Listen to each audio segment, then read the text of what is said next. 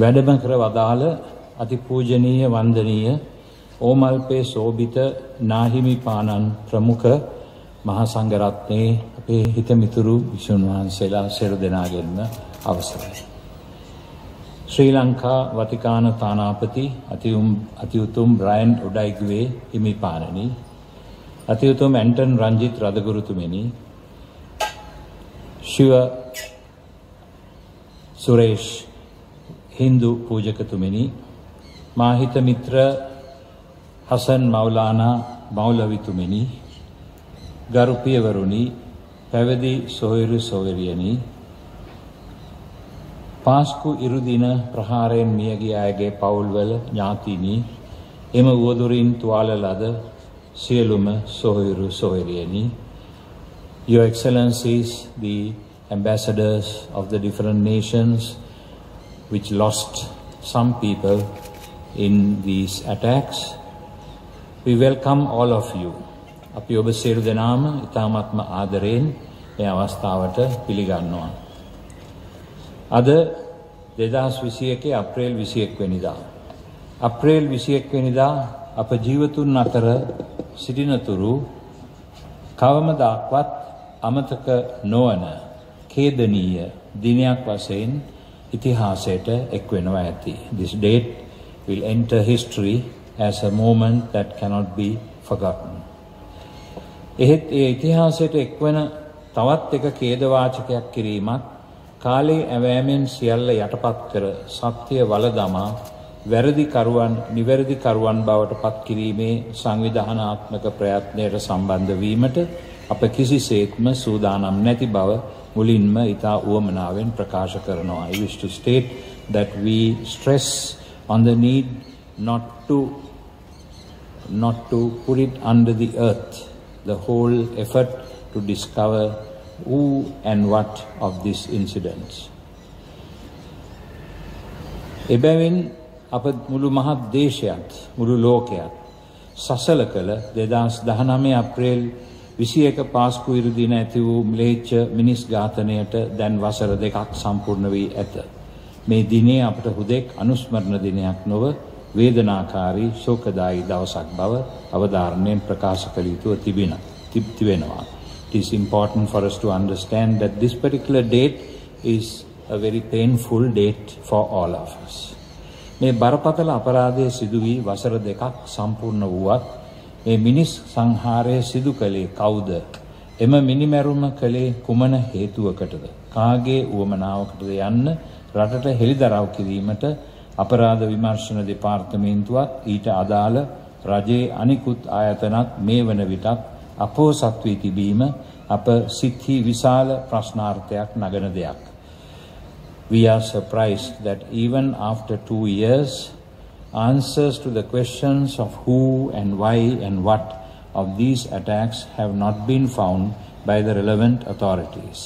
රටේ සෙසු අපරාධ සම්බන්ධයෙන් කෙරෙන පරීක්ෂණවල ප්‍රතිඵල දැඩි කාර්යක්ෂමතාවයකින් හා විනිවිද භාවයකින් සිදු වී වර්ධකරුවන් නීතිය අභිමුවට ගෙන එන ක්‍රමවේදයක් ක්‍රියාත්මක වෙද්දී කිසි කෙනෙකුට කිසි වරදක් නොකළ දරුවන් 68 දෙනෙකුගේ වැඩිහිටියන් 201 දෙනෙකුගේ ඇතුළු 269 දෙනෙකු අමුහමුවේ ඝාතනය කර කැබලි බවට පත් කළ මේ කුරිරු මිනිමැරුම කෙරෙහි එදා පැවති රජයත් දැන් බලයේ සිටින වත්මන් රජයත් පෙන්වන උදාසීන දේශපාලන සුළඟ හමන පැති අනුව තීරණ ගන්නා ලිස්සා යන සුළු ක්‍රියා පිළිවෙත පිළිබඳව අපට ඇතිවන්නේ බලවත් ශෝකයක් බව කියන්නට ඕනේ.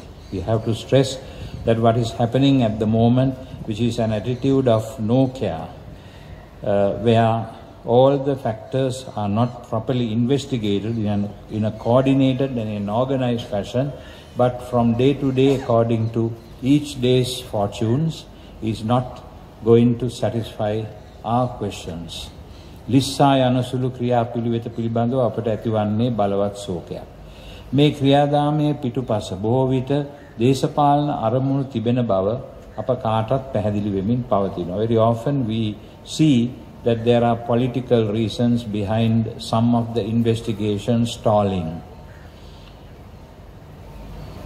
ඒ නිසා මේ පාස්කු ඉරුදින ප්‍රහාරයට හැකි ඉක්මනින් යුක්තිය සහ සාධාරණත්වය ඉටු කිරීමට කටයුතු කිරීම අත්‍යවශ්‍ය දෙයක් බවට පත් වී තිබෙනවා. It is important for the nation to have the answers for these questions as soon as possible.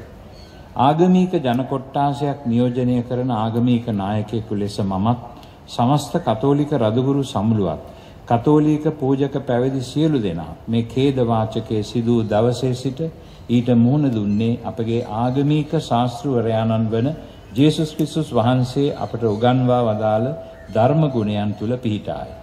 From the day of this attack, the church, the Catholic Bishops' Conference and myself, all of us have acted in a way in which we reflect the noble values that our Lord Jesus Christ taught us. සතුරාට පවා ප්‍රේම කරන්න, ඔබට පීඩා කරන අයට විරුද්ධව එකට එක නොකරන්න, පලි නොගන්න, ඉවසන්න, සමාව දෙන්නේයි අපට කියා දුන් උන්වහන්සේ කුරුසගසේ Taman එන ගැසූ අයට පවා පියාණෙනි මොවුන් කරන දේ නොදැන කරන බැවින් ඔවුන්ට කමා කළ මැනවයි පවසමින් උකුත් වී දේශනා කළ ධර්මය අපට මෙහිදී මඟ පෙන්වනවා. The faith that Jesus taught us to forgive and to pray for our detractors is something that has to always lead us and which will lead us continuously. ජාතීන් අතර අසමගිය ඇති කරන වස් ආගමික ජන කොටස් එකිනෙක කොටවා පාස්කු ඉරිදින ප්‍රහාරය හරහා මුළු රටම ලේවිලක් කිරීමට කුමන්ත්‍රණකාරයන් දිගින් දිගටම ගෙන ගිය සූක්ෂම වැඩපිළිවෙල අපි එදා පරාජය කළා. We defeated the attempt made by different political and other forces to create animosity between the Christians, the Sinhalese and the Muslims, and we defeated that attempt, and we must say that we are happy about what happened, that we have not reacted in a way that would lead to such disasters. අප ශාස්ත්‍රවරයාණන්ගේ අඩිපාරේ යමින් ප්‍රේම කිරීමේ ජීවන ශික්ෂණය තුල සිට කිසිවෙකුට පහර නොදෙන්නයි කළ ඉල්ලීම නිසා බව අපි මේ අවස්ථාවේ මතක් කරගත යුතුයි. We have to remember that we have always advocated that we must not hit back at our detractors because that would lead to violence and unnecessary uncontrollable situations. මෙහිදී අපගේ අති ගෞරවනීය සංඝ රත්නය ප්‍රධාන සහෝදර බොදුණු ජනතාව අප සමග සිටමින් අප ශක්තිමත් කරමින් ඉවසීම සහ සමාව දීම පෙරටු කරගත් අපගේ ක්‍රියාපිළිවෙතට දැක් වූ අප්‍රමාණ සහාය සහ සහෝදරත්වය කිසි දිනක අප අමතක නොකරන බව මේ අවස්ථාවේ කෘතඥ පූර්වකව සිහිපත් කරනවා. We have to remember with gratitude here the support and the solidarity with which especially our Buddhist clergy and the Buddhist brethren stood with us on that occasion. පසුගිය කාලවකානුව පුරාම අන්‍යෝන්‍ය අවබෝධය සහ ගෞරවය පෙරදරි කරගෙන එකට එකමුතු වී රටේ පොදු යහපත සඳහා ක්‍රියා කරමින් වර්ධනය වී ඇති බොදුණු කිතුණු බැඳීම මේ වන විට ශක්තිමත් සහෝදරත්වයක් බවට පත් වී තිබෙනවා. රටේ සියලු දෙනා සමග ඊතා සහෝදරත්වයෙන් ක්‍රියා කිරීම රටේ අවශ්‍යතාවය වෙනවා. It is important that we work together as religions, not one against the other. And that is why our relationship with the Buddhist community has been one of special significance to us. And we thank them for that. සමාව දීමට අපි සූදානම් වුවත් මේ කුමන්ත්‍රණය පිළිබඳ ඇත්ත එළිදරව් කර ගැනීම අප කාගේත් අයිතියකි. Even though we wish to forgive all these things, we would like to know what really happened. ඒ සඳහා අපි එදා සිට මේ මොහොත දක්වා කරගෙන යන වැඩපිළිවෙල ඉදිරියට ගෙන යන්නේ මේ ප්‍රහාරය පිටුපස ඇති සියලු බලවේග සම්බන්ධයෙන් දැන ගැනීමට ප්‍රහාරයෙන් බැටකෑ අපට ඇති සාධාරණ අයිතිය නිසා. It is because of the just requirement that we experience to know who is behind and what really happened. එසේ වුණත් සමාව දීමට නම් වැරදිකරුවන් කවුරුන්ද, ඔවුන් ඒ ගැන පසුතැවිලි වන්නේද, වරද පිළිගන්නේද යන්න පළමුව පැහැදිලි විය යුතුයි. It must be clear that those we should know who did it and whether they repent about their actions and whether they are worthy of receiving our pardon for whatever they have done. සත්‍යය යටපත් වීමට ඉඩ හැරීමක් හැරීමත් අයුක්තියට හා අසාධාරණයට හිස නැමීමත් ක්‍රිස්තුස් වහන්සේ අපට ඉගැන් වූ උත්තරීතර ධර්මයේ කොටසක් නොවේ. The faith that Jesus Christ gave us is also a requirement of that faith to come to know the truth, because Jesus claimed that he is the truth. එදායේ නොමග ගිය තරුණ පිරිසගේ අමානුෂික ක්‍රියා හමුවේ සිදුවිය හැකිව තිබූ ජාතික ව්‍යසනයක් අප ඉතා කල්පනාකාරීව ඉවසීමෙන් සහ ධර්මානුකූලව හැසිරෙමින් වළක්වා ගත්තත් මේ ක්‍රියාදාමයේ පිටුපස සිටින්නේ කවුදයි යන්න තවමත් සොයාගන්නට හැකි වී නැත. ඒ සිදු වී වසර 2ක් ගත වුවත් එම සංවිධානාත්මක මිනිස් ඝාතනය පිළිබඳ අපක්ෂපාතී පරිපූර්ණ පරීක්ෂණයක් පැවැත්වීමට තවමත් අදාළ බලධාරීන් සමත් වී නැත.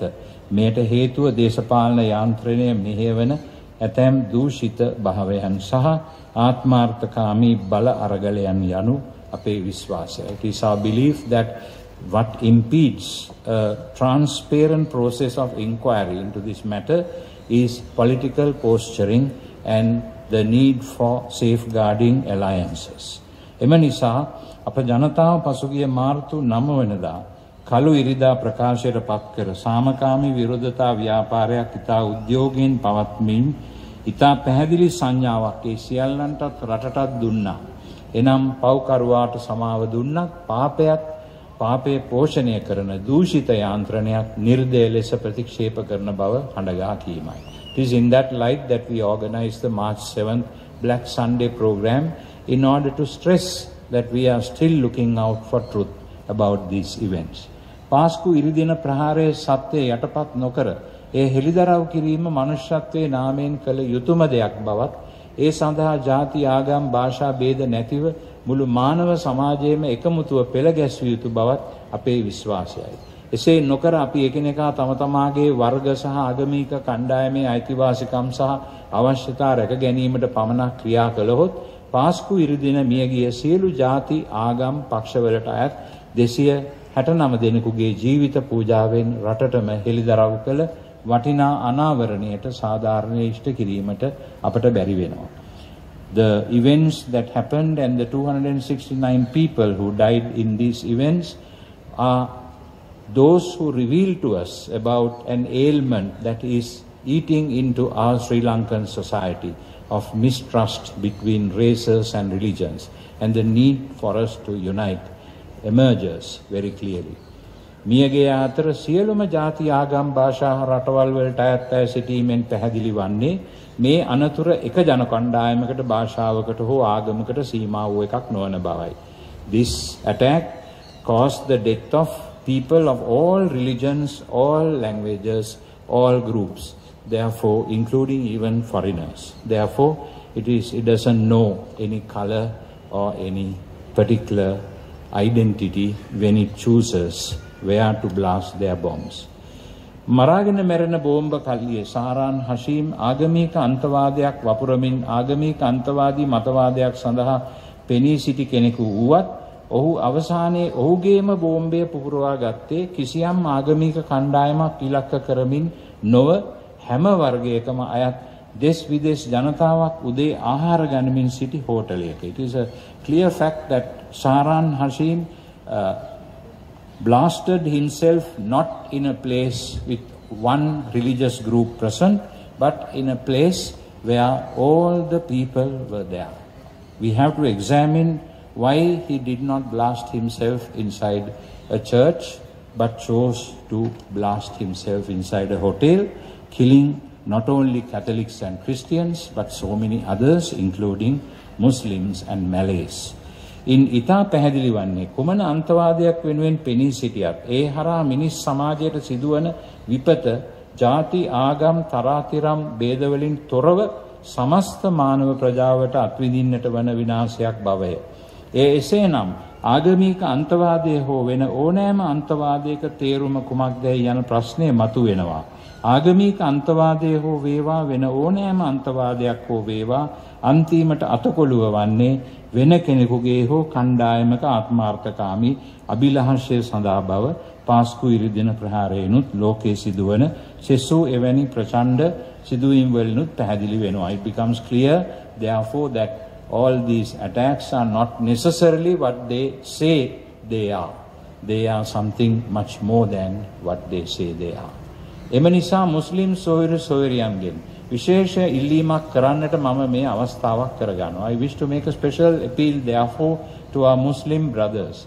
එනම් ඔබ ඔබේ ආගම ගැඹුරින් අදහන්න තිබෙන උද්‍යෝගය සහ උවමනාව ඔබට කිසිම සම්බන්ධයක් නැති වෙනත් අයට සහ කණ්ඩායම්වල ආත්මාර්ථකාමී අරමුණු ඉෂ්ට කර ගැනීමට අතකොළුවක් බවට පත්වන ගෝලීය වැඩපිළිවෙල තේරුම් ගන්න. Understand the global situation in such organized crimes that they are not necessarily in favor of you. ගෝලීය භූදේශපාලනයේදී එහි දේශීය ඒජන්තවරු හා තැරැව්කරුවන් මුදලට බලයට කෑදර කමින් ඕනෑම පාවාදීමක් කිරීමට සූදානම් බැවින් ආගමික අන්තවාදය ඔවුන්ගේ ඉලක්කවලට යෑමට ඉතා ප්‍රයෝජනවත් මෙවලමක් බව සිතට ගන්න. එබැවින් ඔබ අන්තවාදය ප්‍රතික්ෂේප කරන්න ඉඩිතර වන්න. ආගම හා මිනිමැරීමට කියාදීම අතර කිසිම සම්බන්ධයක් නැති බව ඔබ හොඳින් තේරුම් ගන්නවා. අද අපේ මෞලවිතුමා ඒ පැහැදිලිවම ප්‍රකාශ කළා. එබැවින් ආගමේ නාමයෙන් මිනිමැරුමට මොළ සෝදන වහබ්වාදී පාසල් සහ සංවිධානවලට එරෙහිව ඔබම නැගී සිටින්න. Rise up to defend yourself from those who try to instrumentalize even Islam for their own purposes. ආදරණීය මුස්ලිම් සහෝදර සහෝදරීනි, ඔබට මතක ඇති එදා පාස්කු ඉරිදා පල්ලියා අහිංසක දරු පවුල් කෑලි කෑලි වලට කැඩී තිබියදී ඔබේ පල්ලි වලට ගල් ගහන්න, කඩසාප්පු ගිනි තියන්න, එකිනෙකා කොටවා අවුලවන්න, රටේ ආගමික සමගිය බිඳින්න සංවිධානාත්මක ප්‍රයත්නයක් යම් පිරිසක් විසින් ක්‍රියාත්මක කළ බව. You understand, dear flock of the Muslim religion, that a few days after the Easter Sunday attack, there was an attempt made to rouse up again the Muslim community against the Sinhalese community. මමත් කතෝලික ජනතාවත් ඔබව රැකගන්න සෑම උත්සාහයක්ම දැරුවා. Therefore we got involved and we prevented any further disturbances on that occasion too.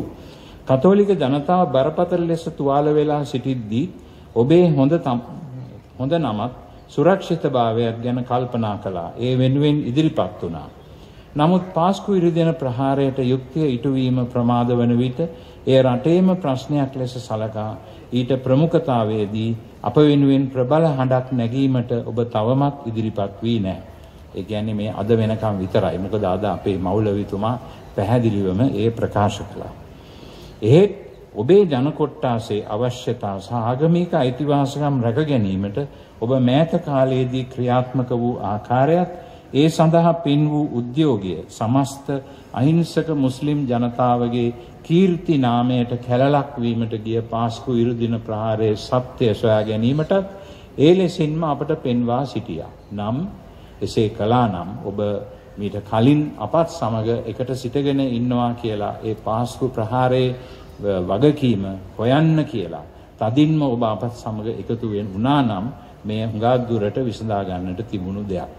එබැවින් ආදරණීය ශ්‍රී ලංකාවාසී සහෝදර සහෝදරීනි, 2019 අප්‍රේල් 21 නිරපරාධයේ මියගිය අයටත් අදටත් ඔත්පලව ඇඳන්වල සහ රෝදපුටුවල කල්යවන අයටත් කිසියම් සාධාරණයක් ඉෂ්ට කිරීමට නම් මේ ප්‍රහාරය පිටුපස ඇති සමස්ත සත්‍ය නිරාවරණය කිරීම අත්‍යවශ්‍ය දෙයක් වෙනවා. Therefore, it is important for us to reveal what really stands behind these attacks, not what is on the surface only.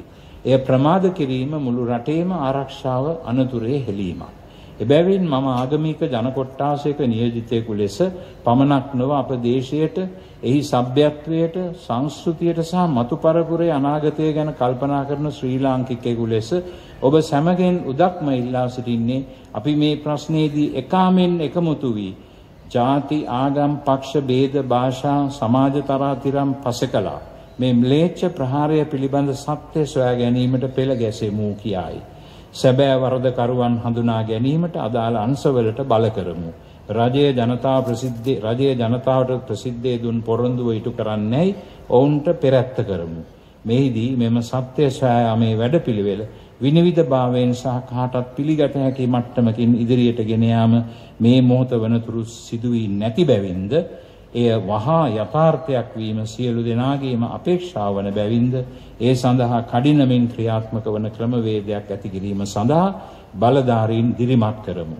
එවැනි ක්‍රමවේදයකට අනුව යුක්තිය පසිඳලීමේ ක්‍රියාවලියේ පළමු පියවරක් වශයෙන් පාස්කු ප්‍රහාරය සම්බන්ධයෙන් ජනාධිපති කොමිසමේ වාර්තාව ඇති අදාළ නිර්දේශ වහාම ක්‍රියාත්මක කිරීමට එහි අඩංගු අන්තවාදය තුරන් කිරීමට අදාළ නිර්දේශ සහ වහබ්වාදය ප්‍රකට කරන පාසල් හා සංවිධාන ආදිය තහනම් කිරීමට පියවර ගත යුතු බව අවධාරණය කරමු.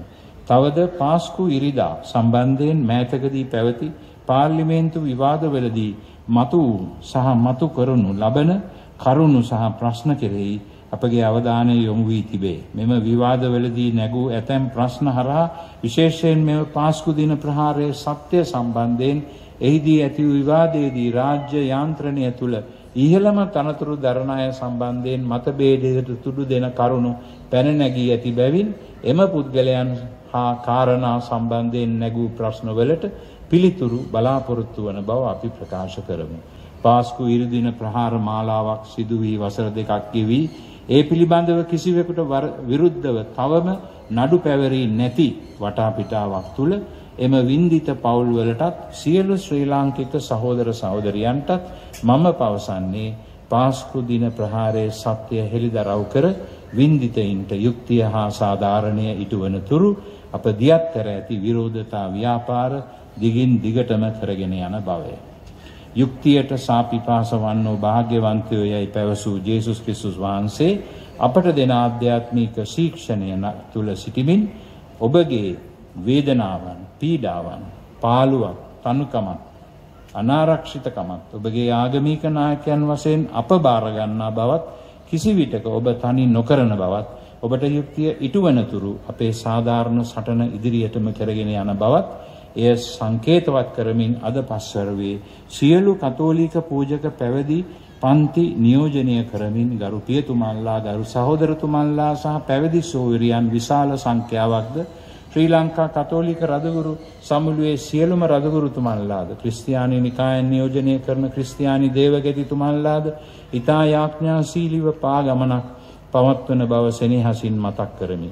ඊට බෞද්ධ භික්ෂුන් වහන්සේලාද එක් වෙනවා. ඔවුන් මෙසේ මෙම ධානශීලී පාගමනට සම්බන්ධ වෙමින් පවසන්නේ ඔබව ඔබගේ ආගමික නායකත්වයේ තනි කරන්නේ නැති බවයි. ඕනෑම අභියෝගයක් අවදානමක් හමුවේ ජනතාව බිල්ලට නොදී ආගමික නායකයන් වශයෙන් අප ඔබ සමග නිරන්තරයෙන් සිටින බව අපි සහතික වශයෙන් ප්‍රකාශ කරනවා. We wish to assure those who died and those who are suffering that we will never ever abandon you and that we will continue our struggle until a comprehensive investigation is conducted and those responsible have been brought to book, and that afterwards we will discuss about the need to pardon those who have attacked these innocent people. I thank all of you and wish you God's blessings. ඔබ සියලු දෙනාටම දේව පිහිට ප්‍රාර්ථනා කරනවා. ස්තුතිවන්ත වෙනවා.